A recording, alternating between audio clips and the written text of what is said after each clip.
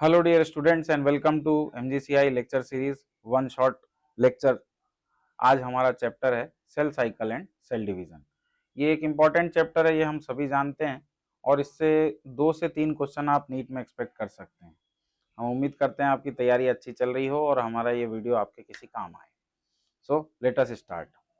इस चैप्टर में हम पहले तो जैसा हम समझ रहे हैं कि वन शॉट है तो टॉपिक्स ब्रीफ में कवर किए जाएंगे, पर फिर भी मैं कोशिश करूंगा कि प्रोफेज वन मियोसिस वन का वो डिटेल में कवर किया जाए।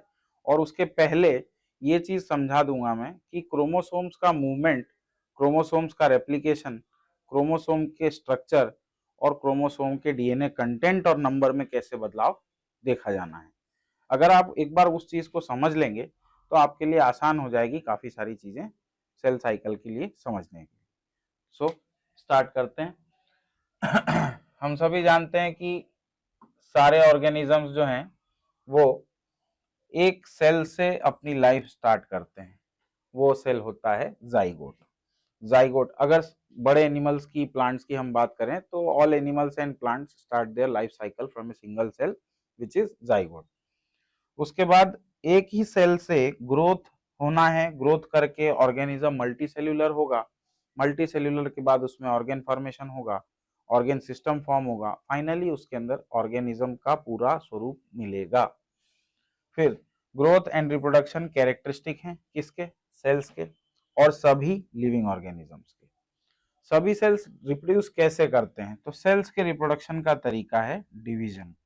जब भी एक सेल डिवाइड होती है तो एक सेल डिवाइड होकर के दो सेल्स बनाती है। तो ये जो सेल है इसको हम कहते हैं पेरेंट सेल, और ये जो दो सेल्स इसके डिवीजन से बनी है इनको हम प्रोजेनी या डॉटर सेल्स कह सकते हैं। अच्छा, अगर हम सेल डिवीजन की बात कर रहे हैं तो हमको यहाँ पर ये क्लियर होना चाहिए कि सेल के अंदर जेनेटिक मटेरियल कहाँ होता है। तो हम सभी जानते हैं कि अगर यूकैरियोट सेल्स की बात की जाए तो यूकैरियोट सेल्स के अंदर न्यूक्लियस होता है। न्यूक्लियस के अंदर क्रोमोसोम्स होते हैं। क्रोमोसोम्स में क्या है? तो डीएनए है। डीएनए ही हमारा जेनेटिक मटेरियल है। ठीक है, तो जेनेटिक मटेरियल क्रोमोसोम्स के फॉर्म में है, न्यूक्लियस के अंदर है। तो जब भी सेल को डिवाइड करना होगा तो सबसे पहले न्यूक्लियस के अंदर के जेनेटिक मटेरियल को कॉपी करके 2 पार्ट्स में बांट लेंगे and then the cell will divide itself. ठीक है, ओके। तो all cells reproduce by dividing into 2, और हर एक पेरेंटल सेल से 2 डॉटर सेल्स बनती है जब भी वो डिवाइड करते हैं। ये नए बने हुए डॉटर सेल्स भी इस प्रोसेस को रिपीट कर सकते हैं। पहले ये ग्रो करेंगे, फिर ग्रो करने के बाद दे कैन ऑल्सो डिवाइड। इस तरह से एक नई सेल पॉपुलेशन बन सकती है जो कि किससे बनी है? ग्रोथ और division of a single parental cell और उनकी प्रोजेनीज। अगर दूसरे शब्दों में कहें तो सेल्स के अंदर साइकिल चलती है ग्रोथ की, डिवीजन की, जिसके कारण ही एक सिंगल सेल से मिलियंस ऑफ सेल या बिलियंस ऑफ सेल वाले ऑर्गेनिज्म जैसे कि हम बन पाते हैं। तो इसके लिए हमको सेल साइकिल समझना चाहिए। अब देखिए सेल साइकिल में क्या है। साइकिल जब टर्म यूज किया जाए तो उसमें ये चीज अंडरस्टूड है, उसके अंदर ये बात ऑलरेडी मेंशन्ड है कि जहां से ये प्रोसेस शुरू होगी वहीं पर आके ये प्रोसेस खत्म भी होगी। साइक्लिक प्रोसेस का यही होता है, जहां से शुरू वहां पर खत्म। तो हम सेल साइकिल को समझते हैं। सेल साइकिल का मतलब सेल की पूरी लाइफ साइकिल। ठीक है, cell division is a very important process. चलो ठीक है, ये हम बचपन से जानते हैं, लेकिन इसके टाइम पे ड्यूरिंग सेल डिवीजन क्या होता है? डीएनए का रेप्लिकेशन होता है और सेल ग्रोथ का होना भी जरूरी है। ठीक है, अच्छा, अब 3 बातें हो गई, सेल का डिवीजन, डीएनए का रेप्लिकेशन, सेल का ग्रोथ। ये 3 बातें सेल के साइकिल में आनी जरूरी है। कौन कौन सी? सेल का सबसे पहले हम ग्रोथ समझेंगे, फिर डीएनए रेप्लिकेशन और फिर सेल का डिवीजन। ये तीनों प्रोसेस जो है एक सीक्वेंस में कोऑर्डिनेटेड वे में होती है, एक के बाद एक होती है। ठीक है, जिससे कि ये इंश्योर होता है कि डिवीजन करेक्ट हो और जिस प्रोजेनी सेल को बनाया जा रहा है उसके अंदर मदर सेल का जीनोम जाए और इंटैक्ट फॉर्म में जाए, डिस्ट्रॉय ना हो। ठीक, द सीक्वेंस ऑफ इवेंट्स, ये सेल साइकिल की डेफिनेशन देता है एनसीईआरटी। ये सीक्वेंस है किसका? इवेंट्स का। कौन से इवेंट्स का? जो कि सेल को डुप्लीकेट करवाती है उसका जीनोम, उसके अदर कंपोनेंट्स का सिंथेसिस करवाती है और फिर फाइनली सेल डिवाइड करके दो डॉटर सेल फॉर्म करती है। मतलब यहाँ पे इन तीन प्रोसेसेस का सीक्वेंस। पहला प्रोसेस सेल की ग्रोथ होगी जिसमें उसके कंस्टिट्यूएंट सिंथेसाइज होंगे, फिर सेल के डीएनए का रेप्लिकेशन होगा, रेप्लिकेशन होने के बाद फर्दर अगले स्टेप में सेल अपने प्रोजेनी या डॉटर सेल्स में डिवाइड हो जाएगी। ये तीनों इवेंट्स का सीक्वेंस सेल साइकिल कहलाता है। ठीक है, although cell growth is a continuous process, DNA synthesis life cycle के दौरान एक बार ही होता है। मतलब क्या कहना चाह रहा है एनसीईआरटी कि सेल ग्रोथ हमेशा चलती रहेगी, कंटिन्यूअस प्रोसेस है। सेल ग्रोथ क्या है? कंटिन्यूअस। सेल के लाइफ साइकिल के टाइम पे ये प्रोसेस कंटिन्यूअसली चलती रहेगी, पर डीएनए रेप्लिकेशन एक बार होगा। पूरी एक साइकिल में सेल का डीएनए रेप्लिकेशन सिर्फ एक बार होगा। उसके बाद सेल का डिवीजन भी एक ही बार होगा। ठीक है, कैसे होगा रेप्लिकेशन? तो सबसे पहले हमको ये देखना है कि सपोज कीजिए हमारे पास में एक सेल है, ये एक सेल मान लेते हैं, इसके अंदर न्यूक्लियस है, न्यूक्लियस के अंदर क्रोमोसोम्स है। यूकैरियोटिक सेल की अगर हम बात कर रहे हैं तो न्यूक्लियस भी मिलेगा, क्रोमोसोम्स भी मिलेगा। अब क्रोमोसोम्स को आप ऐसा समझ सकते हैं कि जैसे प्रॉपर्टी है, सेल की मेन प्रॉपर्टी क्या है? तो नहीं, वैसे तो सब कुछ सेल की प्रॉपर्टी है। आपने मूवीज में कहानी वगैरह सुनी होगी जहाँ की परिवारों का बंटवारा होता है, बंटवारे में पहले जमीन जायदाद, गहने जेवर, ये सब महंगे महंगे कॉस्टली कॉस्टली आइटम्स का बंटवारा होता है। उसके बाद में सस्ते सस्ती चीजें जो कि काम चलाने के लिए जरूरी है उनका बंटवारा हो जाता है, जैसे कि बर्तन वगैरह, है ना। उसी तरह से सेल के अंदर सबसे कीमती चीज क्या है? तो वो है जो सेल को लाइफ साइकिल चलाने के लिए, एंजाइम्स बनाने के लिए, मेटाबॉलिक रिएक्शंस करवाने के लिए, कंट्रोल करने के लिए जरूरी है, जो कि है उसका जीनोम। सेल के रेप्लिकेशन के पहले उसके जीनोम का रेप्लिकेशन ज्यादा जरूरी है और सेल यही करता है। सेल अपने जीनोम को पहले डुप्लीकेट करता है, डुप्लीकेट करने के बाद डिवाइड करता है। भाई आपको एक सामान है, इस सामान को दो लोगों में बराबर बांटना है, तो आप या तो इसके टुकड़े कर दो, टुकड़े करके दो बराबर भागों में बांट सकते हो आप। तो बोले कि नहीं, आधे में इसका काम भी नहीं चलेगा, आधे में उसका काम भी नहीं चलेगा। तो सेल यहाँ पे क्या करती है? अपने जेनेटिक मटेरियल जो कि क्रोमोसोम है, क्रोमोसोम का करती है डुप्लीकेशन। क्रोमोसोम के अंदर डुप्लीकेशन होता है, और कैसे होता है? तो क्रोमोसोम के अंदर मेनली है क्या? डीएनए। तो डीएनए का हो जाएगा रेप्लिकेशन। तो डीएनए का रेप्लिकेशन होगा और इस तरह से क्रोमोसोम जो कि एक क्रोमेटिड का है, यहाँ पर क्रोमोसोम के अंदर दो क्रोमेटिड हो जाएंगे। बाद में क्या होना है? तो इन दोनों क्रोमोसोम्स को, डॉटर क्रोमोसोम्स को एक एक सेल में दे दिया जाएगा। तो सेल के पास जो डीएनए है, पहले उसकी रेप्लिकेशन या उसकी कॉपी की जाती है, उसके बाद उसको बराबर दो पार्ट्स में डिवाइड कर दिया जाता है दोनों डॉटर सेल्स के लिए। तो यही चीज सेल भी यहाँ करती है, अपने जीनोम का पहले कॉपी बनाती है, डुप्लीकेशन करती है, डुप्लीकेशन के बाद में divide among progeny cells, divide among progeny cells. ठीक है, ये बेसिक कंसेप्ट हमने एक समझा यहाँ पे। अब देखिए, द रेप्लिकेटेड क्रोमोसोम्स यानी कि DNA are then distributed to the daughter nuclei by a complex series of events during cell division. Cell division के कॉम्प्लेक्स इवेंट के टाइम पे ये जो डुप्लीकेटेड डीएनए है, डुप्लीकेटेड क्रोमोसोम है, वो प्रोजेनी सेल्स के बीच में बांट दिए जाते हैं। अच्छा, जीनोम का डुप्लीकेशन कर रहे हैं, जीनोम का डुप्लीकेशन हो या सेल की ग्रोथ हो या फिर सेल डिवीजन इटसेल्फ, ये तीनों ही process highly strictly genetically controlled events बताए जाते हैं अंडर जेनेटिक कंट्रोल। अब सेल साइकिल को जब हम पढ़ते हैं तो हम मान के चलते हैं कि भाई हम एक यूकेरियोटिक, एनसीईआरटी यहाँ पे कहता भी है कि एक टिपिकल मैमेलियन सेल के सेल साइकिल के बारे में हम पढ़ रहे हैं। टिपिकल ह्यूमन सेल जो है वो अप्रोक्सीमेटली 24 आवर्स में अपना सेल का साइकिल कंप्लीट करता है और सेल साइकिल को यहाँ पर मेनली दो पार्ट्स में बांटा गया है। तो ये येलो वाला जो पार्ट आप पूरा देख रहे हैं, this part is known as interphase. Interphase को दो बराबर तीन पार्ट्स में और बांटा गया है, G1 फेज, उसके बाद S फेज, S के बाद G2 फेज। ये भी सीरीज में आएंगे।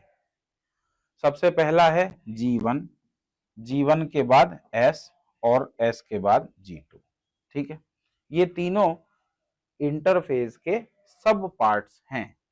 उसके बाद जो सेकेंड इंपॉर्टेंट फेज है वो है M फेज। मतलब अगर आप सेल साइकिल की बात करें तो दो ही पार्ट्स हैं सेल साइकिल को। पहले ये ब्लू वाला जो पोर्शन है इसको इंटरफेज कह दिया है और ये ब्लैक वाला जो पोर्शन है इसको एम फेज कह दिया है। इंटरफेज को फिर से सब डिवाइड किया है तीन स्मॉल फेजेस में, G1, S, G2। ठीक है, तो इस चैप्टर में डिटेल में हमको पढ़ना है एम फेज के बारे में और कुछ कुछ मेन पॉइंट्स जो G1, S और G2 में इवेंट्स हो रहे हैं उनके बारे में पढ़ना है। लेकिन यहाँ पे एक चीज समझनी होती है कि इनको पार्ट में बांटा कैसे गया है, on the basis of events which are happening in these phases. जो हो रहा है उसके बेसिस पे पार्ट्स को बांटा गया है। मतलब अगर आप कोई इवेंट देख रहे हैं कि सेल के अंदर माइक्रोस्कोप से देखने पे दिख रहा है कि सेल के अंदर ये इवेंट हो रहा है, सपोज डीएनए रेप्लिकेशन हो रहा है, तो हम कहेंगे कि सेल कौन से फेज में है, एस फेज में। सपोज कहें कि ऑर्गेनेल्स का डुप्लीकेशन हो रहा है तो हम कहेंगे सेल्स कहाँ है, तो G1 फेज में। मोस्टली सारे ऑर्गेनेल्स जो हैं except some of them replicate कहाँ होते हैं, G1 में होते हैं। तो इस तरह से हमको ये इंटरफेज पढ़ना होता है। इंटरफेज के बाद में एम फेज पढ़ना होता है। एम फेज को शॉर्ट में माइटोटिक फेज कहेंगे। माइटोटिक फेज को कुछ पार्ट्स में डिवाइड और भी किया गया है। किस बेसिस पे, बस वही इवेंट्स के बेसिस पे। कौन सा इवेंट हो रहा है उस बेसिस के हिसाब से, उसके हिसाब से हमने उस फेज का नाम दिया हुआ है। चलो देख लेते हैं कौन कौन से हैं। मेटा फेज में, माइटोटिक फेज में हम सब ने स्कूल में पढ़ा 9th 10th क्लास में, प्रोफेज, मेटाफेज, एनाफेज, टीलोफेज और लास्ट में साइटोकाइनेसिस, जहां पर सेल का साइटोप्लाज्म डिवाइड करेगा। अच्छा, अब इसमें टाइम ड्यूरेशन की भी बात देख सकते हैं। यहाँ पर हमें दिख रहा है कि ये येलो वाला फेज सबसे ज्यादा समय के लिए है। मतलब सेल ज्यादातर समय अपने लाइफ साइकिल का कहाँ पर बिता रही है, इंटरफेज में। थोड़ा सा पार्ट यहाँ पर भी है। इंटरफेज बड़ा लंबा है या एम फेज लंबा है, तो जाहिर सी बात है एम फेज छोटा है, इंटरफेज लंबा है। उसमें भी पूछा जाता है कि G1 ज्यादा बड़ा है, S बड़ा है या G2 बड़ा है, तो G1 ज्यादा बड़ा है, G2 थोड़ा कम है, फिर S उससे थोड़ा कम है। अच्छा, यहाँ पर ह्यूमन सेल्स को स्टडी करने के लिए आप क्या करते हो, तो कल्चर करते हो। अप्रोक्सीमेटली 24 आवर्स में सेल डिवाइड करती है। ठीक है, ड्यूरेशन ऑफ सेल साइकिल अलग अलग सेल्स के लिए, हमारी बॉडी में 200 से ज्यादा टाइप के सेल्स हैं। इन 200 टाइप ऑफ सेल्स में कुछ सेल कभी डिवाइड करती नहीं है, कुछ करती ही रहती है। कुछ का डिवीजन 24 घंटे का होता है, कुछ का 12 घंटे का, कुछ का 18 घंटे का, कुछ का 36 घंटे का, depending on the cell type, body की requirement, age of the organism etcetera. इसका मतलब ये हुआ कि duration of cell cycle can vary, कहां से कहां, एक ऑर्गेनिज्म से दूसरे ऑर्गेनिज्म में। सेल टाइप, एक टाइप से दूसरे सेल टाइप, मतलब कोई ल्यूकोसाइट है, कोई स्टेम सेल है, कोई मसल सेल है, कोई नर्व सेल है, कोई बोन सेल है, स्किन सेल है, अलग अलग टाइप, है ना। ईस्ट का एग्जांपल भी दिया एनसीईआरटी ने कि ये 90 मिनट्स में सेल साइकिल अपनी कंप्लीट कर ले रहा है। तो 90 मिनट्स। अब आप अगर कहें कि इंटरफेज और एम फेज, तो इंटरफेज कितना लंबा, एम फेज कितना लंबा, किसमें, ह्यूमन में और ईस्ट में। ई कोलाई भी ले सकते हो आप, ई कोलाई में भी देख लेते हैं। तो देखो ह्यूमंस में इंटरफेज लगभग 23 आवर्स का है, एम फेज यहाँ पर 1 आवर का है। ईस्ट में 85 मिनट्स के अप्रोक्सीमेटली क्या है इंटरफेज, 5 मिनट्स का एम फेज। ई कोलाई में 18 मिनट्स और 2 मिनट्स, 20 मिनट्स का पूरा सेल साइकिल। ये डाटा पूछा जा चुका है, इतना अब नहीं पूछता है। चलो अब हम आ जाते हैं कि सेल साइकिल के एम फेज को सेल साइकिल को कहाँ कहाँ डिवाइड किया है। तो दो बेसिक फेज हैं, interphase, M phase. M phase का दूसरा नाम माइटोटिक फेज। एम फेज क्या दिखा रहा है, जब एक्चुअल सेल डिवीजन नहीं हो रहा, एक्चुअल सेल डिवीजन हो रहा है या माइटोसिस हो रहा है, ठीक है। इंटरफेज क्या दिखाता है, वो फेज जो कि दो एम फेज के बीच में है। भाई एक बार इंटरफेज खत्म होगा तो एम फेज चालू हो जाएगा, एम फेज खत्म होगा तो अगला इंटरफेज चालू हो जाएगा, मतलब दो इंटरफेज के बीच में का फेज एम फेज कहलाएगा, ठीक है। अच्छा अब यहाँ पर 24 आवर अगर एवरेज ड्यूरेशन मान रहे हैं सेल साइकिल का, तो सेल डिवीजन अपने आप में लगभग 1 घंटे का है। Interphase last more than 95% of the duration, यानी कि लगभग 24 में से 23 आवर्स। एम फेज कहां से स्टार्ट होता है, ये इंपॉर्टेंट पॉइंट है। तो एम फेज स्टार्ट होता है न्यूक्लियर डिवीजन के साथ में, न्यूक्लियस का डिवीजन स्टार्ट होता है, वहीं से एम फेज स्टार्ट होता है, ठीक है। अब न्यूक्लियर डिवीजन को हम कहते क्या है, कैरियोकाइनेसिस। न्यूक्लियस मतलब कैरियो और डिवीजन मतलब काइनेसिस, सेपरेशन, ठीक है। कैरियोकाइनेसिस में क्या होना है, जो मैंने आपको थोड़ी देर पहले बताया, क्या होगा, ये होगा, कॉपी हो चुकी है लेकिन अब डिवाइड होगा। ये वाली जो कॉपी वाली प्रोसेस है ये होती है एस फेज में, और ये डिवीजन की ये जो प्रोसेस है ये मैंने जो बताई आपको ये होती है एम फेज के कैरियोकाइनेसिस में। तो एम फेज को बेसिकली आप दो पार्ट्स में बांट सकते हो, karyokinesis, cytokinesis. Karyokinesis means nuclear division, cytokinesis means division of cytoplasm. Karyokinesis में क्या होगा, डिवीजन ऑफ डॉटर क्रोमेटिड्स, ठीक है। कैसे होगा, हाँ भाई, साइटोकाइनेसिस मतलब डिवीजन ऑफ साइटोप्लाज्म। इंटरफेज को हम रेस्टिंग फेज भी कहा जाता है, सेल साइकिल में रेस्टिंग फेज कहा जाता है इंटरफेज को, ये नाम पूछा जा चुका है। रेस्टिंग इसलिए बोल रहे हैं, डिवीजन के हिसाब से, अगर डिवीजन के नजरिए से देखें तो क्या यहाँ पर सेल डिवाइड हो रही है इंटरफेज में, तो नहीं। अगर सेल डिवाइड नहीं हो रही है तो उसको आप रेस्ट कर कहना कह सकते हो in terms of rest division. Division actual कहाँ हो रहा है, एम फेज में। सेल का डिवीजन हो रहा है, दिख रहा है कहाँ पे, एम फेज में। इंटरफेज में क्या हो रहा है, डिवीजन हो रहा है कि डिवीजन की तैयारी हो रही है, बोले सर हो तो रहा है, डिवीजन की तैयारी हो रही है यहाँ पे, पर सेल डिवाइड नहीं कर रहा है। इस बेसिस पे हमने डिवीजन के टर्म्स में उसको कहा है कि रेस्टिंग फेज में। cell is preparing for division by undergoing cell growth and DNA replication in an orderly manner। तो रेस्टिंग फेज में होना क्या है, दो चीजें मेन, सेल ग्रोथ होनी है, डीएनए रेप्लिकेशन होना है, ठीक है। इंटरफेज को फिर 3 पार्ट्स में डिवाइड किया गया है, ये सीक्वेंस आपसे पूछा जाता है, G1 S G2, ठीक है। चलो भाई अब एक एक करके सबके बारे में थोड़ी थोड़ी बातें बताई जा रही हैं। यहाँ G1 फेज के बारे में बात की जा रही है, interval between mitosis and initiation of DNA replication. अब पहले ये लाइन आप यहाँ डायग्राम से समझिए, माइटोसिस का इनिशिएशन कहाँ से हो रहा है, प्रोफेज से हो रहा है, ठीक है। किसके बीच का इंटरवल है, तो बोले कि G1 फेज की बात हो रही है, साइटोकाइनेसिस खत्म हुआ और यहां से डीएनए रेप्लिकेशन स्टार्ट हो जाएगा। तो डीएनए रेप्लिकेशन और साइटोकाइनेसिस के बीच का फेज, या ऐसा भी कह सकते हैं कि एम फेज का खत्म होना और एस फेज के शुरू होने के बीच का फेज, ये हो गया आपका G1 फेज, ठीक है।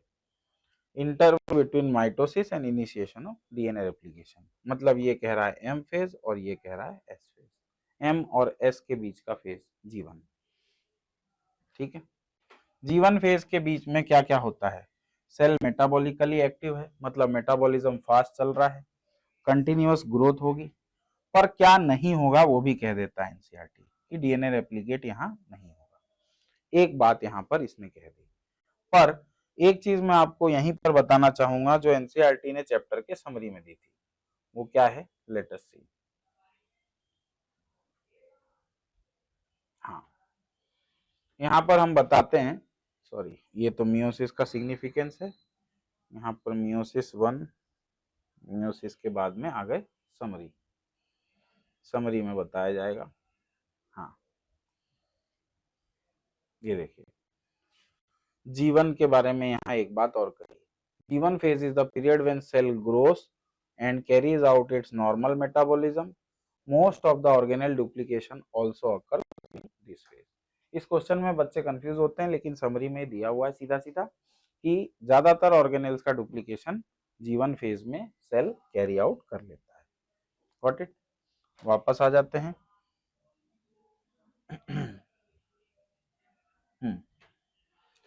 एस फेज और सिंथेसिस फेज में वो समय माना जाता है जब डीएनए का सिंथेसिस हो रहा है या डीएनए का रेप्लिकेशन हो रहा है। ठीक है, इसमें amount of DNA will double पर सेल। जैसे कैसे कहेंगे इसको, तो हम इधर समझ लेते हैं इसको। यहाँ ये कंसेप्ट समझना थोड़ा सा जरूरी है। वही हम मान लेते हैं कि हमारे पास एक सेल है, सेल के अंदर न्यूक्लियस है, न्यूक्लियस के अंदर क्रोमोसोम्स हैं। सपोज ये एक डिप्लॉयड ऑर्गेनिज्म है जिसमें 2n इज इक्वल टू 4 है। ठीक है, 2n इज इक्वल टू 4 है, 4 क्रोमोसोम्स। अच्छा, जब एस फेज आएगा तब सेल की कंडीशन कुछ ऐसी रहेगी। एस फेज के एंड होने के बाद क्रोमोसोम का नंबर नहीं बदलेगा, पर डीएनए का अमाउंट डबल हो जाएगा। क्यों? क्योंकि हमने पढ़ा है डीएनए का रेप्लिकेशन होगा। यहां आप क्लियरली देख सकते हैं G1 फेज में और ये G2 फेज, मतलब एस फेज में क्या हुआ, तो ये कहानी हुई है क्या, अमाउंट ऑफ डीएनए की डबलिंग। कैसे हुई, तो ये एक क्रोमोसोम था, इस क्रोमोसोम के अंदर अगर आप इसको अनवाइंड करके स्टडी करेंगे इलेक्ट्रॉन माइक्रोस्कोप में, तो न्यूक्लियोसोम पार्टिकल पे रैप किया हुआ डीएनए मिलेगा। जब ये न्यूक्लियोसोम पार्टिकल भी हट जाएंगे तो हमको क्या मिलेगा, तो बोले कि एक लंबा डीएनए का मॉलिक्यूल मिलेगा। एक क्रोमोसोम का मतलब डीएनए का एक लंबा मॉलिक्यूल। अब इस एक लंबे डीएनए मॉलिक्यूल में 3 प्राइम एंड होगा, 5 प्राइम एंड, 5 प्राइम और 3 प्राइम। इस डीएनए का होगा रेप्लिकेशन, जैसा कि आपने 12th क्लास के chapter molecular basis of inheritance में पढ़ा है। डीएनए के रेप्लिकेशन के बाद क्या होगा, एक डीएनए मॉलिक्यूल से आपको 2 डीएनए के मॉलिक्यूल मिल जाएंगे। ठीक है, ये दोनों डीएनए के मॉलिक्यूल कैसे होंगे, तो बोले एग्जैक्टली आइडेंटिकल होंगे। क्यों एग्जैक्टली आइडेंटिकल होंगे, क्योंकि ये उसी पेरेंटल डीएनए से बने हैं, उसी पेरेंटल डीएनए से बने। अब ये एक से जब 2 हो गए तो क्या ये 2 अलग अलग होंगे, नहीं। जब ये फोल्ड होंगे, रैप होंगे, तो फिर से रैप होने के बाद ये क्रोमोसोम के फॉर्म में ही रहेंगे। जब दोनों के दोनों क्रोमोसोम फोल्ड होंगे तो वो अलग अलग ना होकर के एक साथ रहेंगे। तो हमारे पास पहले क्या था, एक क्रोमोसोम में एक क्रोमेटिड, बाद में क्या आ गया, एक क्रोमोसोम में 2 क्रोमेटिड। दोनों क्रोमेटिड इस क्रोमोसोम के अंदर सेंट्रोमियर से जुड़े होंगे।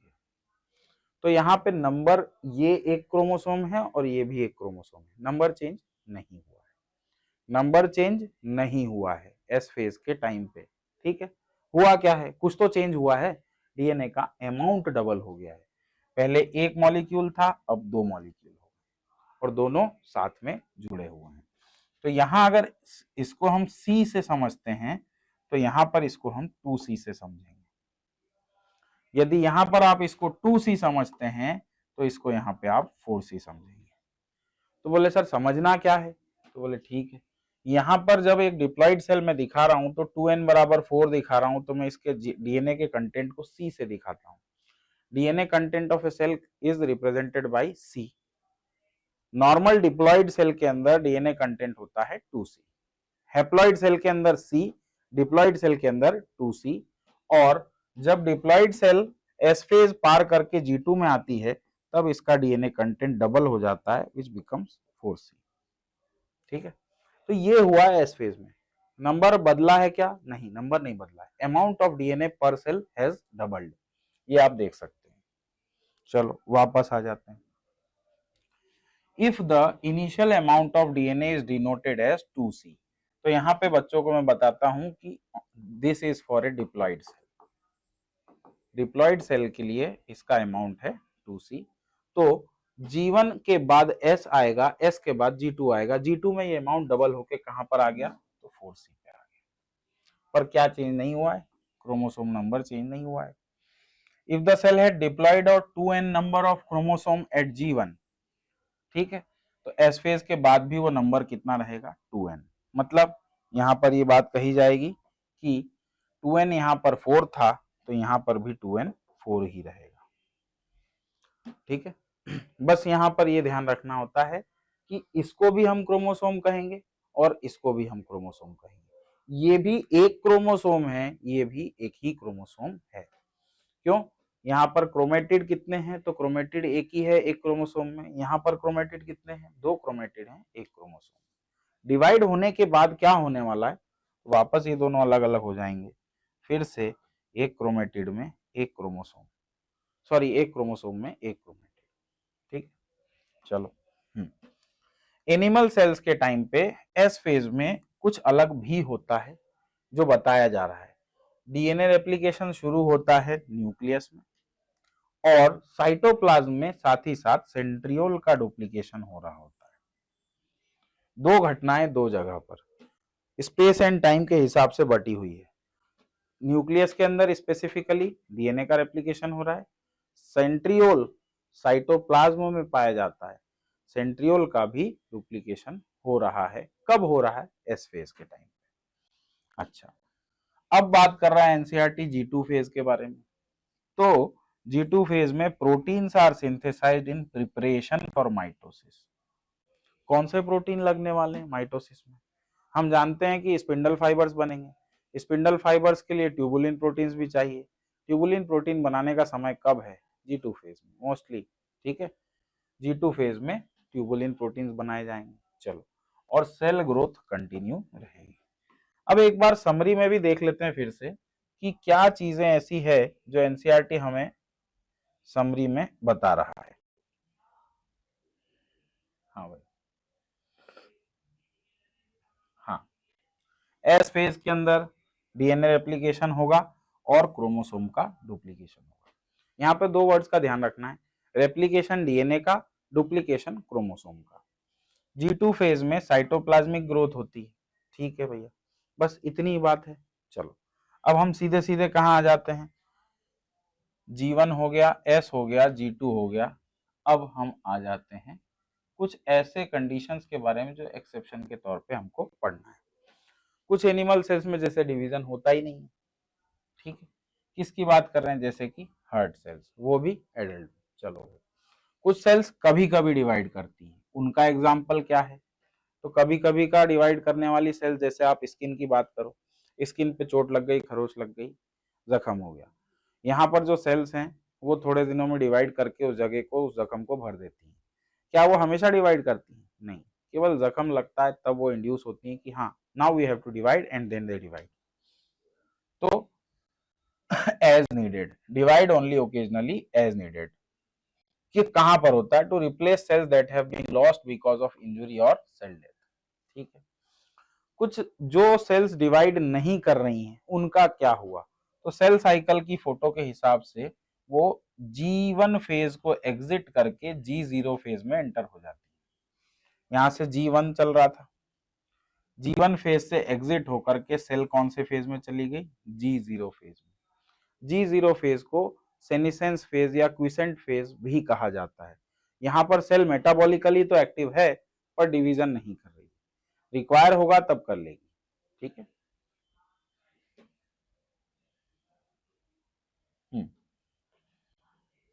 एग्जिट G1 फेज पूछा जा चुका है नीट में।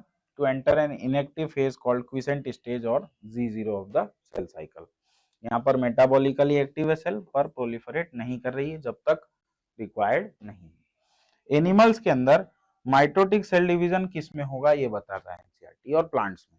तो देखो एनिमल्स में डिप्लॉइड सोमेटिक सेल में ही माइटोसिस होगा।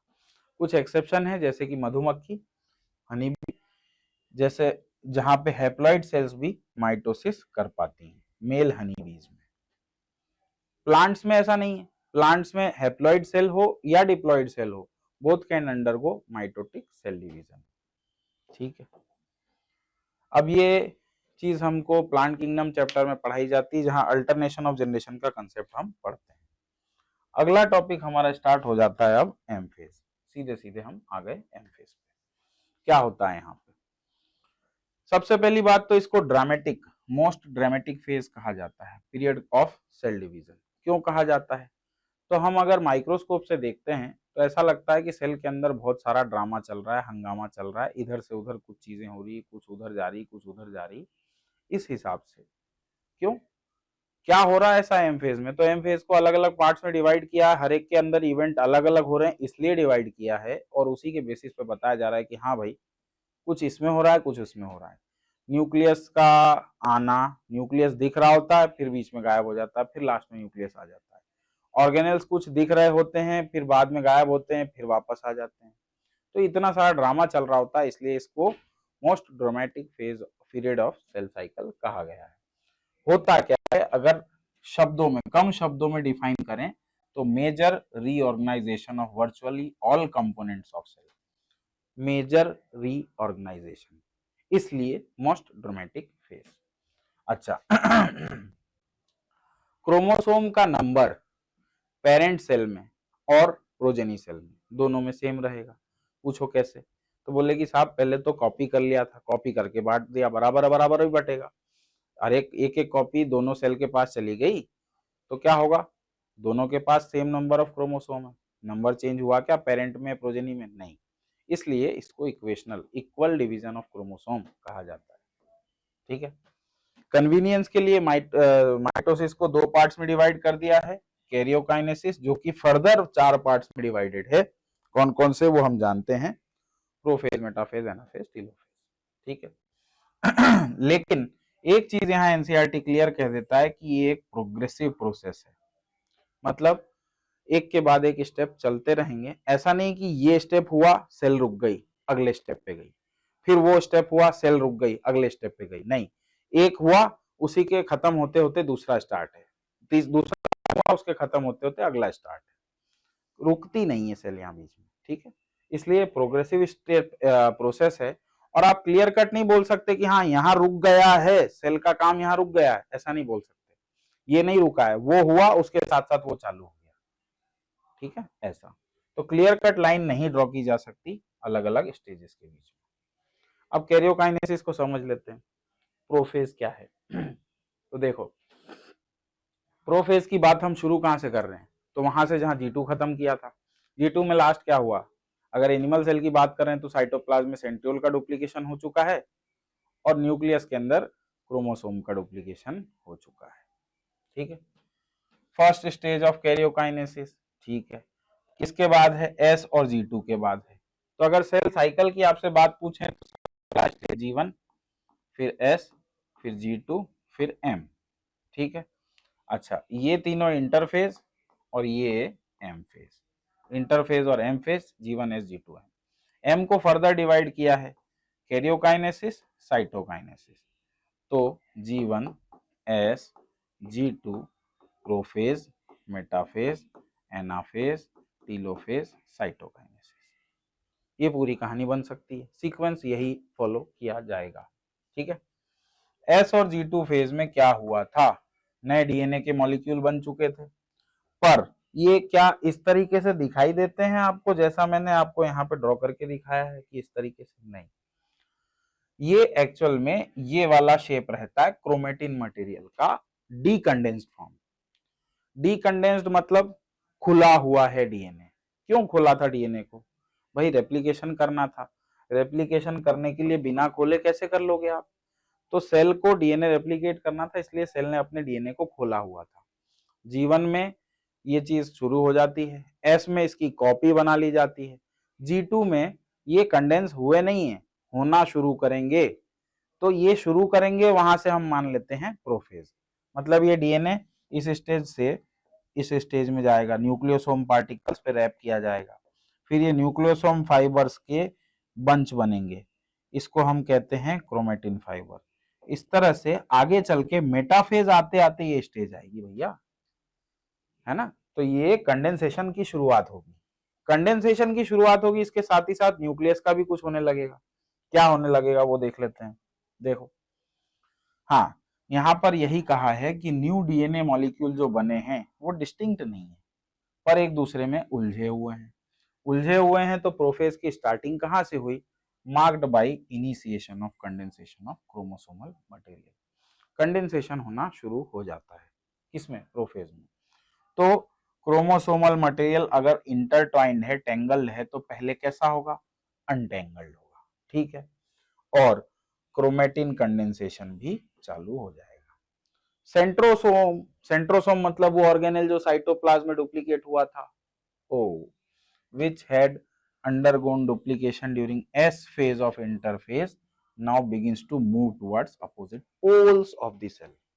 तो जैसे ये सेल थी हमारे पास में, इस सेल के अंदर हम मान लेते हैं कि ये न्यूक्लियस है, न्यूक्लियस के अंदर ये इंटरट्वाइंड हमारा जेनेटिक मटेरियल है, और यहाँ पर सेंट्रियोल का डुप्लीकेशन हो गया है। ये जो डुप्लीकेटेड सेंट्रियोल है, ये डुप्लीकेटेड सेंट्रियोल मूव करने लगता है, दोनों पोल्स की तरफ मूवमेंट इसका इनिशिएट हो जाता है, ठीक है। Starts moving, begins to move towards opposite poles of the cell. यहाँ पर कंप्लीट हो जाता है, और कंप्लीशन को हम किन इवेंट से मार्क करते हैं? तो इवेंट्स देख लीजिए, यहाँ पर वही लिखा है, क्रोमोसोम मटेरियल का कंडेंसेशन, जिससे क्या बन सके? Compact mitotic chromosome. Chromosome are seen to be composed of two chromatids attached together at the centromere. Centromere पे अटैच्ड है, ठीक है। अच्छा, सेंट्रोसोम में क्या होगा?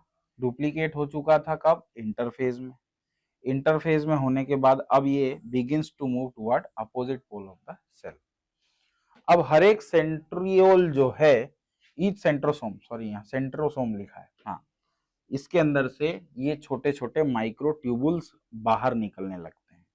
मतलब ये ट्यूबुल्स के स्पिंडल एपरेटस का जो पार्ट है, ट्यूबुल्स वाला पार्ट है, वो यहाँ पे बनना शुरू हो चुका है। इसकी जरूरत अगले फेज में पड़ेगी।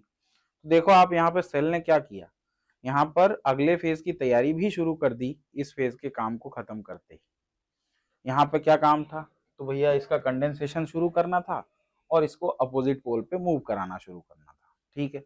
उसके साथ ही साथ अगले फेज की तैयारी चालू कर दी है। अगले फेज में स्पिंडल फाइबर लगने वाले हैं, स्पिंडल फाइबर के लिए जो माइक्रो ट्यूबुल्स बनाने हैं वो यहाँ पे बनना स्टार्ट हो गए। तो देखो, ये जो सेंट्रोसोम के अंदर से निकलते हुए माइक्रो ट्यूबुल हैं, इनको एनसीईआरटी एस्टर्स बोलता है। और दो एस्टर्स के साथ में स्पिंडल फाइबर ये पूरा बनाते हैं माइटोटिक एपरेटस। देखिए डायग्राम में समझते हैं इसको। हाँ भाई, प्रोफेज को दो पार्ट्स में डिवाइड करता है एनसीईआरटी। इस फेज में आप देखेंगे कि ये जेनेटिक मटेरियल थोड़ा सा टेंगल्ड सा है, बिखरा हुआ सा है, न्यूक्लियर मेम्ब्रेन इंटैक्ट सी है, पर यहां देखेंगे तो आप न्यूक्लियर मेम्ब्रेन डिसइंटीग्रेट हो चुकी है और ये थोड़े से और कंडेंस हो चुके हैं। हर क्रोमोसोम के अंदर हमको दो क्रोमेटिड दिख रहे हैं और दोनों क्रोमेटिड सेंटर में जुड़े हुए हैं सेंट्रोमियर से। पर साथ ही साथ आपको ये समझना है कि अगले फेज में क्या हो रहा है। यहाँ पर ये एक सेंट्रोसोम है, ये दूसरा सेंट्रोसोम है। एक सेंट्रोसोम दो सेंट्रियोल का बना होता है, यहाँ पे क्लियरली दो सेंट्रियोल दिख रहे हैं, परपेंडिकुलर अरेंजमेंट है इनका, और इनके अंदर से फाइबर निकल रहे हैं। तो ये एस्टर्स, सेंट्रोसोम के अंदर एस्टर और उनसे निकलने वाले ट्यूबुल्स, इनको मिला करके कहा गया है माइटोटिक स्पिंडल एपरेटस, ठीक है। अब आइए देखते हैं अगले फेज में क्या कह रहा है, मेटाफेज। यहां पर सबसे पहली कहानी complete disintegration of nuclear envelope.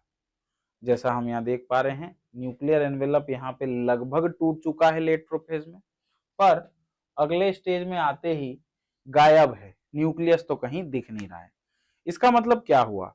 Cell chapter में भी बताया था कि जब क्रोमोसोम दिखाई दे रहे हैं तो न्यूक्लियर मेम्ब्रेन या न्यूक्लियस नहीं दिख रहा है, लेकिन इंटरफेज में न्यूक्लियर मेम्ब्रेन दिखेगी तब क्रोमोसोम ऐसे तो नहीं दिख रहे थे, वो इंटरट्वाइंड थे। ठीक है, तो देखो यहाँ पर क्या लिखा है, सीधी सीधी बात लिखी है कि complete disintegration of nuclear membrane marks the start of second phase. अच्छा, hence the chromosomes are spread throughout the cytoplasm. अब देखो जेनेटिक मटेरियल पैक हो चुका है तो वो पूरी सेल में डिस्ट्रीब्यूट हो रखा है। ठीक है, कंडेंसेशन चल रहा था प्रोफेज से, लेकिन कंडेंसेशन अब यहाँ पे हो चुका है complete. Condensation of chromosomes is complete and hence can be observe clearly under microscope. इस स्टेज में ही क्रोमोसोम्स की मॉर्फोलॉजी स्टडी करने का बेस्ट स्टेज माना गया है, मोस्ट इजीली स्टडीड।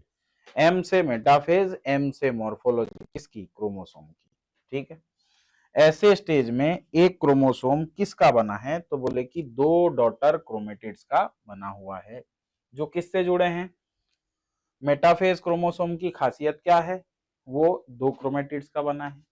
दोनों क्रोमेटिड्स दोनों सिस्टर क्रोमेटिड कहलाएंगी, दोनों एक दूसरे से जुड़ी हुई हैं बाय मीन्स ऑफ सेंट्रोमियर।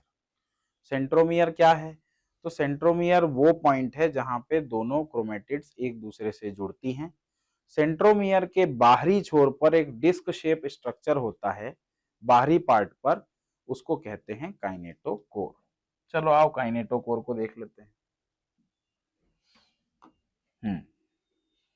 अब अगर मैं क्रोमोसोम का इस तरह का बड़ा सा इमेज ड्रॉ करने की कोशिश करता हूं, तो इसमें मैं ये क्रोमोसोम के आर्म्स दिखा रहा हूं और ये इसका क्रोमेटिड दिखाया जा रहा है। ठीक है, हाँ, अब इस क्रोमेटिड में ये बीच का जो पोर्शन है जहां से ये दोनों क्रोमेटिड क्रोमोसोम में ये बीच के पोर्शन से दोनों जुड़े हैं, तो इसको मैं कह रहा हूं this portion is known as centromere. अब इस सेंट्रोमियर के आउटर साइड्स पर डिस्क शेप स्ट्रक्चर है। ये डिस्क शेप स्ट्रक्चर क्या है, तो इसको हम कहते हैं काइनेटोकोर। क्या करता है काइनेटोकोर, काइनेटोकोर का मेन काम है, यहां से स्पिंडल फाइबर्स अटैच होते हैं। स्पिंडल फाइबर अटैच होते हैं, किससे अटैच होते हैं, तो क्रोमोसोम से स्पिंडल फाइबर किस पॉइंट पे अटैच होते हैं, तो सेंट्रोमियर के काइनेटोकोर पे अटैच होते हैं।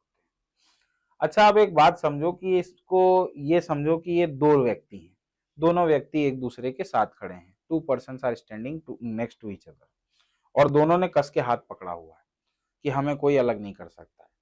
और इनको उस रस्सी की तरह इमेजिन करो जो दोनों साइड से इनको खींचने के लिए लगाई गई है। दोनों साइड से रस्सी है और दोनों साइड से इनको खींचा जा रहा है। क्या होगा, अगर फोर्स ज्यादा लगा तो ये सेंट्रोमियर से स्प्लिट होकर के अलग हो जाएंगे। ये होने वाला है एनाफेज में, अगले फेज में। ठीक है, तो चलो इसको देखते हैं। हाँ, टू सिस्टर क्रोमेटिड हैं, held together by centromere. Small disc shape structure है जो सेंट्रोमियर के सरफेस पे है। कहां पर है, सेंट्रोमियर के सरफेस पर है। कैसा शेप है, डिस्क शेप है। उनको कहा क्या गया, काइनेटोकोर। काइनेटोकोर का काम क्या है, serve as site of attachment. किसका अटैचमेंट, स्पिंडल फाइबर का अटैचमेंट। ठीक है, कहां पर, क्रोमोसोम पर अटैच होगा। और क्रोमोसोम को अब थोड़े इधर बिखरे, थोड़े उधर बिखरे, थोड़े उधर बिखरे, अब इनको लेके आया जा रहा है। कहां लेके आया जा रहा है, तो बोले कि साहब बीच में, सेल के बीच में, इक्वेटोरियल प्लेन पे। तो ये पोर्शन जहां अभी बीच में नहीं आए हैं, this phase is known as transition to metaphase. अगले में देखो आप, सारे के सारे क्रोमोसोम अलाइन हो चुके हैं, दोनों तरफ से स्पिंडल फाइबरों ने पकड़ रखा है, अब सबको एक साथ खींचेंगे। ठीक है, तो देखो क्या होता है, this phase is known as transition to metaphase. और यहां पर क्या है, मेटाफेज के अंदर क्या क्या चीजें हुई, तो बोले कि देखो chromosomes lie at the equator. ठीक है, हर एक क्रोमोसोम का एक क्रोमेटिड कैसा जुड़ा है, यहां आप देख सकते हो क्लियरली, ये दो काइनेटोकोर दिख रहे हैं। एक काइनेटोकोर इस पोल से जुड़ा है, दूसरा काइनेटोकोर उस पोल से जुड़ा है।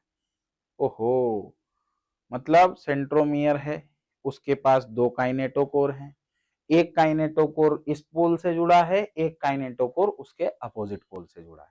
तो एनसीईआरटी इसको बड़ा ही थोड़ा सा आसान शब्दों में लिखने की कोशिश करता है, पर सेंटेंस लंबा हो जाता है। देखो क्या लिखा है, one chromatid of each chromosome कहाँ कनेक्टेड है, अपने काइनेटोकोर से स्पिंडल फाइबर से एक पोल से कनेक्टेड है। दूसरा क्रोमेटिड, सिस्टर क्रोमेटिड कहाँ, तो बोले कि अपने काइनेटोकोर से अपोजिट पोल से आने वाले स्पिंडल फाइबर से कनेक्टेड है।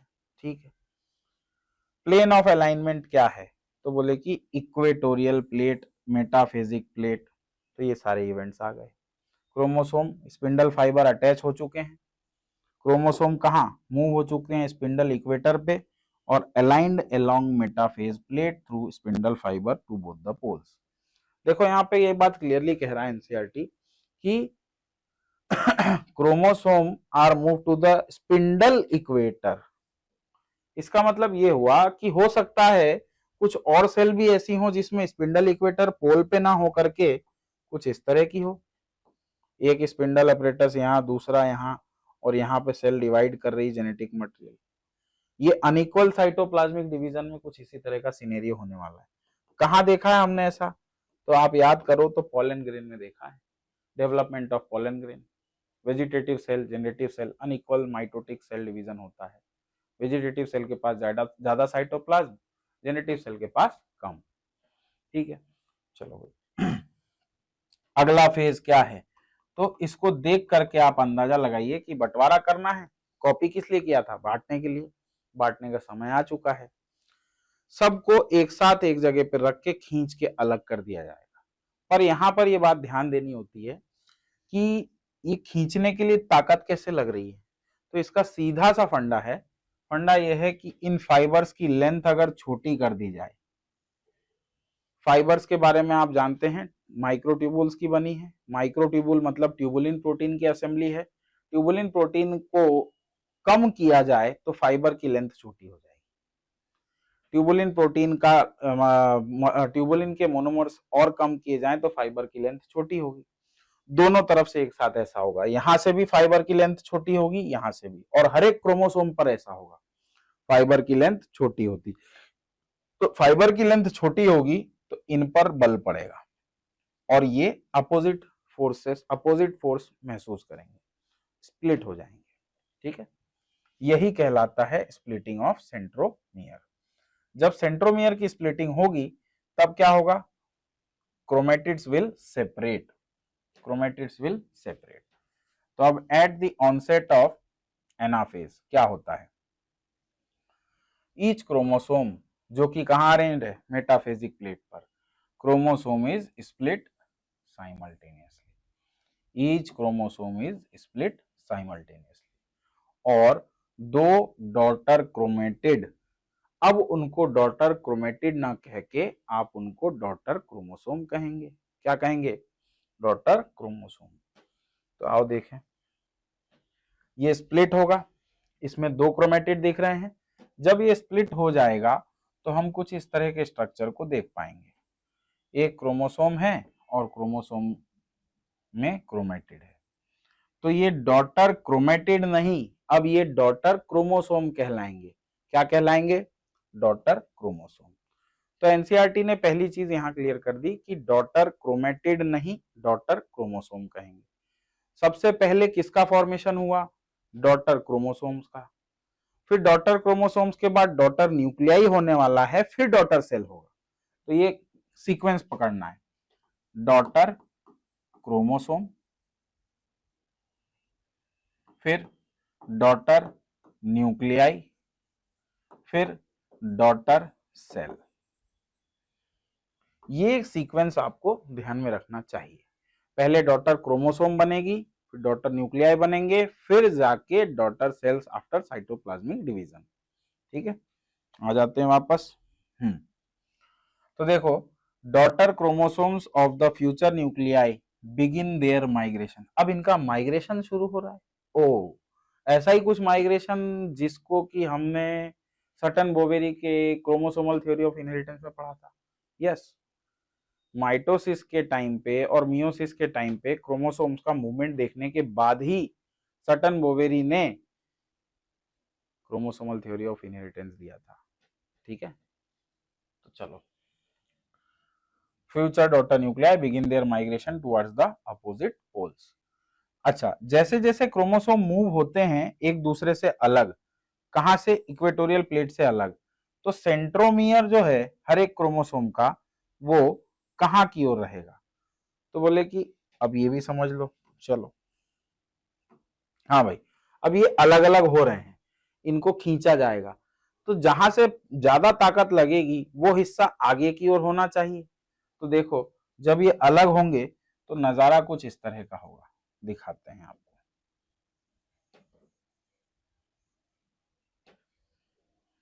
हाँ भाई, ये बनाया हमने एक क्रोमोसोम का एक डॉटर क्रोमेटिड और इसको बना दिया दूसरा, ये दूसरा क्रोमेटिड। हाँ भाई, दोनों पर स्पिंडल फाइबर लगे हुए हैं, अपोजिट डायरेक्शंस में पुल कर रहे हैं। तो आगे की तरफ कौन खींच रहा है, सेंट्रोमियर। आगे की तरफ कौन खींच रहा है, सेंट्रोमियर। पीछे की तरफ क्या है, आर्म्स ऑफ द क्रोमोसोम। पीछे की तरफ क्या है, आर्म्स। तो ये मूवमेंट कुछ इस तरह की रहेगी कि इसमें centromere of each chromosome remains directed towards the pole. तो जब ये ऊपर की और यहाँ की ओर खिंचाएगा तो सेंट्रोमियर डेफिनेटली यहाँ आगे की ओर रहेगा और विंग्स पीछे की ओर, आर्म्स पीछे की ओर, है ना। हाँ, लीडिंग एज, जबकि arms of the chromosome trailing behind. Arms of the chromosome trail behind, है ना, ट्रेल बिहाइंड। और कौन पोल की तरफ रहेगा, centromere directed towards the pole and arms trail behind. Thus anaphase is characterised by, उसके मेन इवेंट्स देख लो। मेन इवेंट्स क्या हैं, पहला इवेंट, सेंट्रोमियर हो चुके हैं स्प्लिट, क्रोमेटिड हो गए सेपरेट। कौन स्प्लिट होगा कौन सेपरेट होगा ये ध्यान रखना है, स्प्लिट होंगे सेंट्रोमियर, सेपरेट कौन होगा, क्रोमेटिड। क्रोमेटिड मूव करेंगे। अच्छा, क्रोमेटिड कह रहे हो बार बार आप इसको सर, फिर कभी डॉटर क्रोमोसोम कह रहे हो, यहाँ पर इन क्रोमेटिड्स को अब डॉटर क्रोमोसोम कहा जाएगा। ठीक है, daughter chromosome move to opposite pole. तो देखो, अब ये खींच के टांग के लेके जा रहे हैं, तो आगे की तरफ कौन है, जहां से बंधा हुआ है। आप किसी चीज को बांधो रस्सी में, बीच में से बड़ा सा कोई है सामान, उसको आप बांधो बीच में से रस्सी से, देखना आप बल जा जाएगा, बीच वाला हिस्सा थोड़ा सा ऊपर की ओर रहेगा, बाकी हिस्से पीछे की ओर रहेंगे। ठीक है, वही चीज हुई है यहाँ पे। अब देखो, ये पोल तक पहुंचेंगे। अब पोल तक पहुंचने के बाद क्या होना चाहिए, तो ये वो चीजें होंगी जो कि प्रोफेज में हुई थी, उल्टा, प्रोफेज का उल्टा होगा। यहाँ पर धीरे धीरे करके न्यूक्लियर मेम्ब्रेन बनने लग जाएगी। न्यूक्लियर मेम्ब्रेन बनेगी तब ये स्पिंडल फाइबर चले जाएंगे, ये फिर से डीकंडेंस होने लग जाएगा, जो ऑर्गेनेल गए थे वो वापस आने लग जाएंगे। तो इस तरीके से दो डॉटर न्यूक्लियाई फिर से बनेंगे अगले फेज में। आओ देखते हैं क्या होता है, टीलोफेज। हाँ भाई, फाइनल स्टेज ऑफ कैरियोकाइनेसिस बोलते हैं किसको, टीलोफेज को। क्रोमोसोम जो पोल पर पहुंच चुके हैं डीकंडेंस होंगे। क्या होंगे, डीकंडेंस होंगे, और उनकी इंडिविजुअलिटी फिर से खत्म हो जाएगी, मतलब फिर से इंटरट्वाइंड टेंगल टाइप से होने लग जाएंगे। ठीक है, the individual chromosome can no longer be seen, अलग अलग दिखाई नहीं देंगे, और each set of chromatin material tends to collect at each of the two poles. यहाँ पर कलेक्ट हो गए हैं, यहाँ पर कलेक्ट हो गए हैं, दो पोल्स पे दोनों जगह के जेनेटिक मटेरियल कनेक्ट हो गए। इस स्टेज में क्या क्या हुआ, chromosome cluster at opposite spindle pole and identity is lost. ठीक है, न्यूक्लियर एनवेलप डेवलप हो जाएगा, कहां, क्रोमोसोम के क्लस्टर के इर्द गिर्द दो डॉटर न्यूक्लियाई बनेंगे। कहा था डॉटर न्यूक्लियाई बनेंगे पहले क्रोमोसोम के बाद में, वैसे ही फिर न्यूक्लियस, गोल्जी कॉम्प्लेक्स, ईआर वापस बन जाएंगे। तो ये पहले तो न्यूक्लियर मेम्ब्रेन आई, न्यूक्लियर मेम्ब्रेन के बाद कौन आएगा, गोल्जी कॉम्प्लेक्स, ईआर, ये दोनों, ठीक है। ये देखो ये न्यूक्लियोलर न्यूक्लियस मेम्ब्रेन बन रही है दोनों तरफ से, ये सेंट्रियोल यहाँ पर पड़े हैं वैसे के वैसे, कोई दिक्कत नहीं है, सेंट्रोसोम है। क्रोमोसोम अब अलग अलग नहीं दिख रहे हैं, ये इनकी आइडेंटिटी खत्म हो चुकी है। तो आपको यहाँ कलर पैचेस में दिख रहा होगा ब्लू रेड, क्या है ये, ब्लू रेड वही कलर्स हैं जो ऊपर एनसीईआरटी ने क्रोमोसोम्स के लिए दिखाए थे, ब्लू रेड रेड ब्लू, ठीक है। तो अब ये कलर कोडिंग से बहुत कुछ समझा रहा है एनसीईआरटी। अब हम आ जाते हैं साइटोकाइनेसिस में। क्या होना है भाई, जायदाद का बंटवारा हो गया, अब बर्तन फर्नीचर ये भी तो बांटने हैं, तो बांट लेते हैं। तो अब यहाँ पर दो अलग अलग पिक्चर चलती है, एनिमल सेल में अलग चलती है, प्लांट सेल में अलग चलती है। एनिमल सेल में क्या होता है, एनिमल सेल के पास सेल वॉल तो है नहीं, तो सेल का स्ट्रक्चर थोड़ा सा फ्लेक्सिबल है तो उसको माइक्रोट्यूबुल्स की मदद से खींचा जा सकता है अंदर की ओर, तो उसको बीच में से काट दिया जाता है, बीच में से काट के दो पार्ट्स में अलग कर दिया जाता है। लेकिन प्लांट के अंदर सेल वॉल है, मजबूत है, आप उसको बीच में से तो नहीं तोड़ सकते, पर उसको बीच में से पार्टीशन जरूर कर सकते हो, तो बीच में से सेल प्लेट का फॉर्मेशन होगा। एनिमल सेल में फरो का फॉर्मेशन होगा, देखो कैसे होता है, एक अंदर से बाहर बनेगा, एक बाहर से अंदर बनेगा। बाहर से अंदर कोई चीज कब बन सकती है, जब बाहर से लचीली हो। ओहो, मतलब एनिमल सेल में फरो फॉर्मेशन बाहर से अंदर की ओर होगा, और प्लांट में सेल प्लेट का फॉर्मेशन होगा, अंदर से बाहर की ओर होगा, धीरे धीरे मटेरियल इकट्ठा करके होगा। माइटोसिस से क्या हुआ, पहली चीज सेग्रीगेशन, किसका, डुप्लीकेटेड क्रोमोसोम का, कहां पे, डॉटर न्यूक्लियाई में। कब हुआ, कैरियोकाइनेसिस में हुआ। तो कैरियोकाइनेसिस की एक और डेफिनेशन दे दी एनसीईआरटी ने, segregation of duplicated chromosome into daughter nuclei, segregation of duplicated chromosomes into daughter nuclei. अच्छा, बट सेल का दूसरा काम क्या होना माइटोसिस में, दूसरा काम ये होना है कि सेल खुद भी डिवाइड होगी दो डॉटर सेल में। कैसे, साइटोप्लाज्म के सेपरेशन से। क्या कहलाती प्रोसेस, साइटोकाइनेसिस। जिसके बाद क्या होगा, आपको दो डॉटर न्यूक्लियाई के बाद दो डॉटर सेल मिल जाएंगे, सेल डिवीजन कंप्लीट हो जाएगा। एनिमल सेल में ये कैसे होगा, by the appearance of furrow. Furrow कहां बन रहा है, तो ये देखो ये फरो बना है, यहां पर बताया जा रहा है कि धीरे धीरे ये फरो बनेगा, पहले इस तरह से रहेगा ये, फिर इसके बाद में इस तरह से धीरे से ये अंदर की ओर दबना शुरू होगा, और दबेगा और दबेगा, दोनों तरफ से दबेगा। ये 2D में दोनों तरफ से दिख रहा है, 3D में ये सब तरफ से दिखेगा, दबते जाएगा दबते जाएगा दबते जाएगा, बीच में से फिर यहाँ पर धीरे से पार्टीशन बना दिया जाएगा और दो सेल्स में डिवाइड हो गया। तो ये रहेगी कहानी। तो फरो फॉर्मेशन बाहर की तरफ से अंदर की तरफ हुआ, कहां से कहां हुआ, बाहर की तरफ से अंदर की तरफ। किसमें होगा, एनिमल सेल में। क्यों होगा, क्योंकि सेल वॉल नहीं है। फरो ग्रेजुअली डीप होगी, ultimately joins the centre dividing the cell cytoplasm into two. Plant में क्या ऐसा ही होगा, नहीं होगा, ऐसा नहीं होगा। क्यों नहीं होगा, क्योंकि रिलेटिवली इनएक्सटेंसिबल सेल वॉल होती है, इसलिए इनके अंदर साइटोकाइनेसिस अलग तरीके से होता है। कैसे होता है, सेल वॉल का फॉर्मेशन स्टार्ट होता है बीच में से, wall formation starts in the centre. देखना यहाँ पे वॉल फॉर्मेशन बोला है ना, wall formation starts in the centre, बाहर की तरफ बढ़ता जाएगा, एग्जिस्टिंग लेटरल वॉल से मिल जाएगा, ठीक है। अब जो formation of the new cell wall begins with the formation of simple precursor, जिसको कहा गया सेल प्लेट।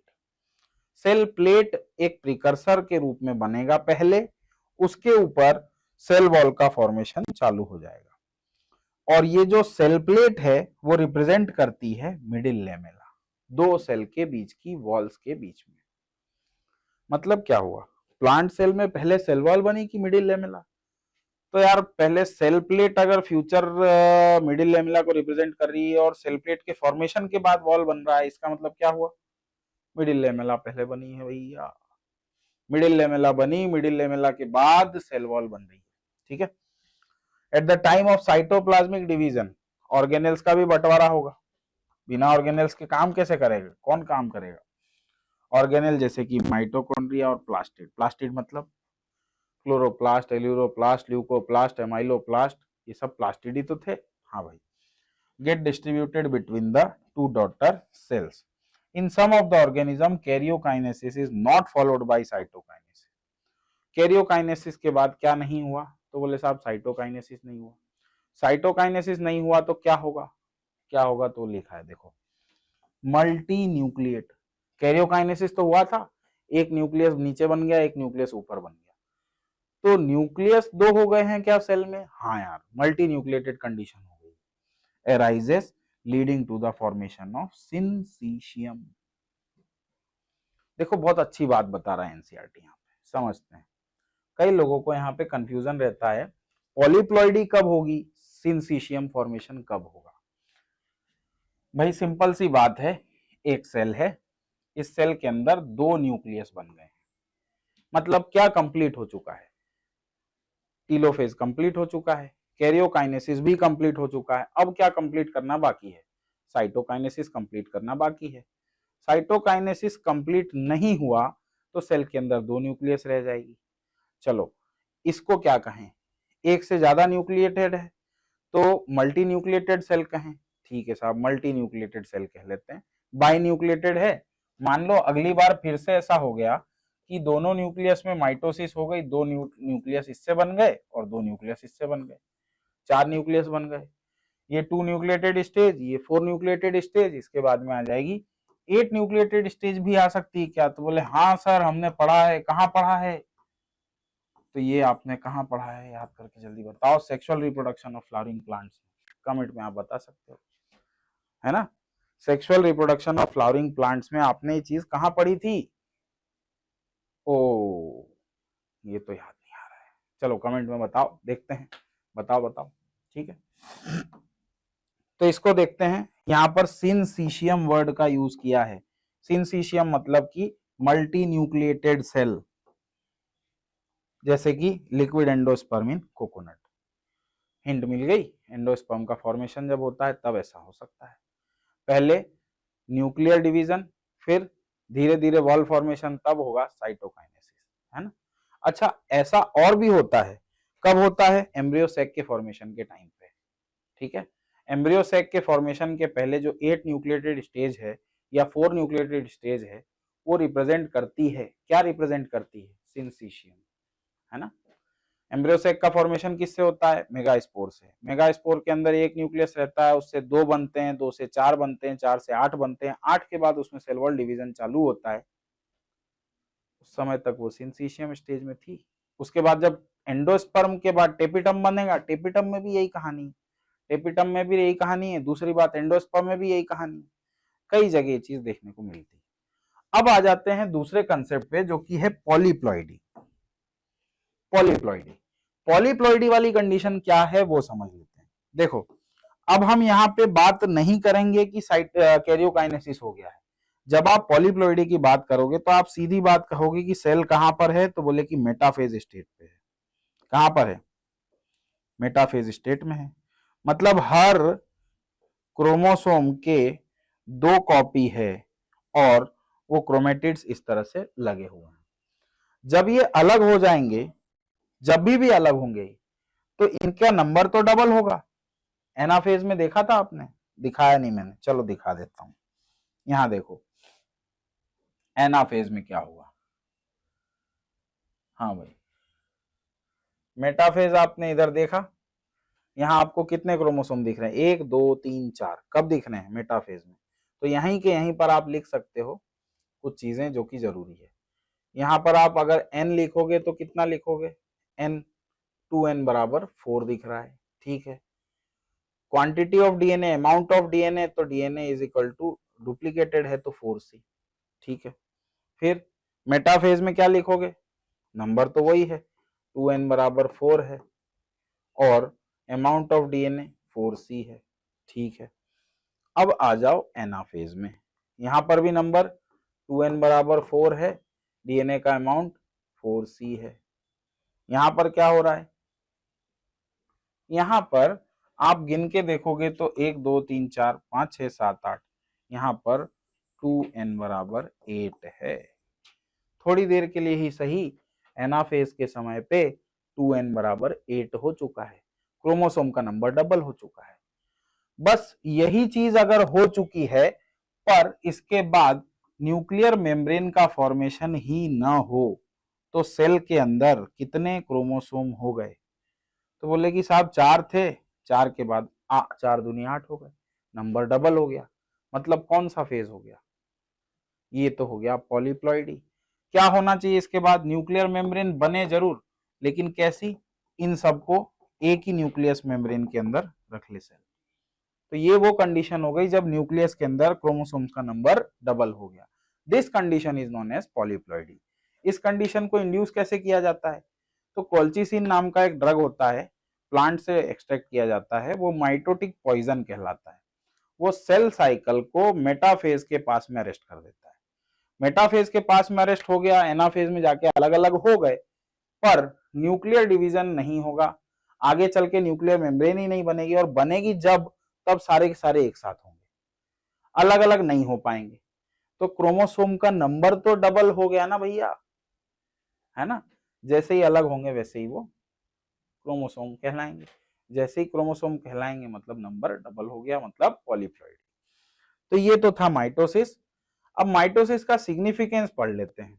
देखो यहाँ पर एक इंपॉर्टेंट बात बताता है एनसीईआरटी, जो बच्चे अक्सर भूल जाते हैं। इक्वेशनल डिवीजन है, चलो ब्ला ब्ला वाली बात हो गई, इक्वेशनल डिवीजन है, ठीक है। रेस्ट्रिक्टेड है एनिमल्स में, डिप्लॉयड सेल में, चलो भाई डिप्लॉयड सेल्स ओनली। उसके बाद लोअर प्लांट्स में कुछ सोशल इंसेक्ट जैसे कि हनी बी में हैप्लॉइड मेल इंसेक्ट्स में सेल माइटोसिस से डिवाइड कर लेती है, ये भी ठीक बात है। अब अंडरस्टैंड करना है क्या? Significance of division in the life of an organism, ठीक है। Are you aware of some example where have studied about haploid and diploid insect? हाँ भाई, हमने हनी बी के केस में पढ़ा है, उसके अंदर फीमेल डिप्लॉयड होती है, मेल हैप्लॉइड होता है, ठीक है। माइटोसिस से हो क्या रहा है? Production of diploid daughter cell होता है कि हैप्लॉइड? तो बोले कि डिप्लॉयड होता है, ठीक है। जेनेटिक कॉम्प्लीमेंट दोनों का एक जैसा है, दोनों जेनेटिकली सेम है, क्लोन्स हैं, कॉपीज हैं मदर सेल की। मल्टी सेल्यूलर ऑर्गेनिज्म की ग्रोथ पहला सिग्निफिकेंस बताया है, ठीक है। उसकी वजह से अब यही कंसेप्ट में अगली लाइन जो बता रहा है वो मैं बताना चाह रहा था। देखो, हाँ, अगर हम बात करें एक सेल की, सॉरी इसको अंडू कर ले, ये आप मान लो कि एक क्यूब है ना? क्यूब आपने बनाया होगा स्कूल वगैरह में भी, तो ये एक क्यूब है, ठीक है।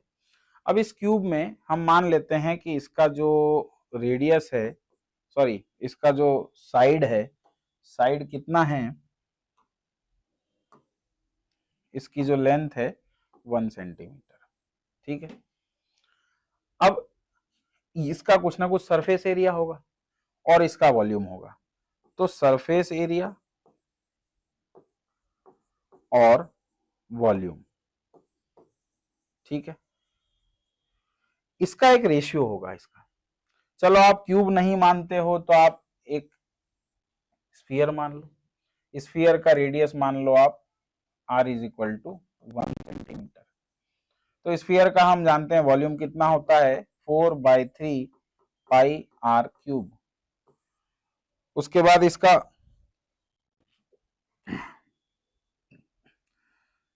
4/3 पाई r स्क्वायर, सरफेस एरिया कितना होता है 4/3 पाई r स्क्वायर, ठीक है। r की जगह आप 1 रखोगे तो यहां भी आपको ये मिलेगा 4/3 पाई, यहां भी मिलेगा 4/3 पाई। अब यहाँ पे मैं मैथमेटिक्स में नहीं ले जा रहा आपको, मुझे सिर्फ इतना बताना है कि जैसे जैसे सेल ग्रो करता है तो उसका वॉल्यूम इंक्रीज होता है, सरफेस एरिया इंक्रीज होता है, उसके साथ साथ उसके रेशियो में न्यूक्लियस का रेशियो भी उतना होना चाहिए। अगर साइटोप्लाज्म का रेशियो न्यूक्लियस के रेशियो से ज्यादा बड़ा है तो साइटोप्लाज्मिक रेशियो बिगड़ गया, या सेल का कैरियोप्लाज्मिक इंडेक्स बिगड़ गया। जैसे ही कैरियोप्लाज्मिक इंडेक्स बिगड़ा तो सेल का कंट्रोल, जैसे जैसे सेल बड़ी होगी, भाई सेल बड़ी हो रही है पहले छोटी सेल थी, इसके अंदर ये न्यूक्लियस था, वो यहां तक अपना कंट्रोल कर पा रहा था। जैसे जैसे सेल बड़ी होगी क्या होगा, न्यूक्लियस का साइज भी बढ़ रहा है पर इतना नहीं बढ़ पा रहा है, तो न्यूक्लियस का कंट्रोल, जाहिर सी बात है कंट्रोल कम होने लगेगा। तो हम इसको कहते हैं कैरियोप्लाज्मिक इंडेक्स। इसका जो रेशियो है साइटोप्लाज्म और न्यूक्लियस के वॉल्यूम का रेशियो, साइटोप्लाज्म और न्यूक्लियस के वॉल्यूम का रेशियो, इसको कहा जाता है कैरियोप्लाज्मिक इंडेक्स। जैसे जैसे सेल का साइज बड़ा होगा कैरियोप्लाज्मिक इंडेक्स बड़ा हो जाएगा, डिस्टर्ब हो जाएगा। कैरियोप्लाज्मिक इंडेक्स कांस्टेंट रखना है सेल को, ये उसकी जिम्मेदारी है। अगर कैरियोप्लाज्मिक इंडेक्स बिगड़ गया तो मतलब सेल को फिर से डिवाइड करने की जरूरत पड़ जाएगी। तो जब सेल ग्रो करती है तो ऐसा होता है, सेल के साइटोप्लाज्म का वॉल्यूम बढ़ता है, न्यूक्लियस का वॉल्यूम भी बढ़ता है पर उतना नहीं बढ़ पाता है, जिसकी वजह से कैरियोप्लाज्मिक इंडेक्स बिगड़ जाता है। कैरियोप्लाज्मिक इंडेक्स को मेंटेन करने के लिए सेल को डिवाइड करना होता है। मेरिस्टेमेटिक सेल्स के केस में भी ऐसा ही होता है, उनके अंदर न्यूक्लियस का आकार सेल के साइज से ज्यादा बड़ा होता है, ऐसा कहते हैं क्या? नहीं ना। जो रेशियो है, रेशियो में न्यूक्लियस का रेशियो थोड़ा सा बड़ा रहेगा एज कंपेयर टू साइटोप्लाज्म। तो जैसे ही सेल ग्रो करेगी क्या होगा, न्यूक्लियस साइटोप्लाज्म रेशियो बिगड़ेगा, कैरियोप्लाज्मिक इंडेक्स बिगड़ेगा और सेल क्या करेगी, डिवाइड करेगी। ठीक है, तो कैरियोप्लाज्मिक इंडेक्स को मेंटेन करने के लिए या न्यूक्लियोसाइटोप्लाज्मिक रेशियो को मेंटेन करने के लिए सेल को डिवाइड करना होता है। Cell growth result in disturbing the ratio between the nucleus and the cytoplasm. Therefore, it becomes essential for the cell to divide and to restore the nucleocytoplasmic ratio. ये एक बहुत इंपॉर्टेंट बात है जिसका कि हर चैप्टर से लिंक है। ठीक है, अब very significant contribution of mitosis is cell repair. तो पहली बात क्या बताई, बोले कि ग्रोथ हो गई। दूसरी बात क्या बताई, production of diploid daughter cell बता दिए। तीसरी बता दी क्या कि भैया न्यूक्लियोसाइटोप्लाज्मिक रेशियो। चौथी क्या बता दी, सेल रिपेयर। उदाहरण दिया है, एग्जाम्पल दिया है, अपर लेयर, किसकी अपर लेयर, एपिडर्मिस की अपर लेयर, ये लो। फिर गट लाइनिंग की सेल्स, ब्लड सेल्स जो हमारे शरीर में हमेशा रिप्लेस होती जा रही हैं, वो किसकी वजह से बन रही है, mitotic division. Mitotic division in the meristematic tissues, है ना, एपिकल लेटरल कैम्बियम, दोनों की वजह से कंटिन्यूअस ग्रोथ हो रही है प्लांट की थ्रू आउट द लाइफ। ये लाइन मैं आपको सेल डिवीजन चैप्टर में भी बता चुका हूं। ये जो प्लांट के अंदर कंटिन्यूअस ग्रोथ है वो मेरिस्टेम की वजह से है। मेरिस्टेम में क्या हो रहा है, माइटोटिक डिवीजन हो रहा है, रैपिड डिवीजन हो रहा है। ठीक है, तो this was meiosis, sorry mitosis.